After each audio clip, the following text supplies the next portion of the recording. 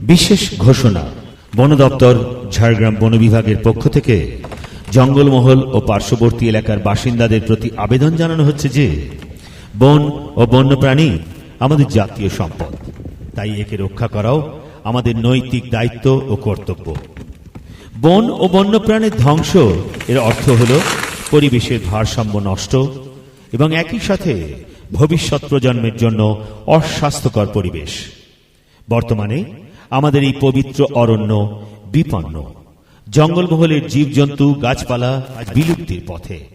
তাই আসুন এই পরিবর্তিত প্রেক্ষাপটে সবাই মিলে জঙ্গল ও জীবজন্তুদের বাঁচিয়ে রাখার উৎসবে মেতে উঠি। একটি গাছ হাজার প্রাণ, তাই আসুন গাছ বাঁচাই ও আমরা নিজেরা বাঁচি।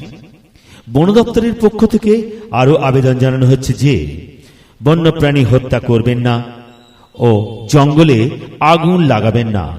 আগুনের হাত থেকে বনকে রক্ষা করুন। বন বাঁচলে তবেই আমরাও বাঁচব।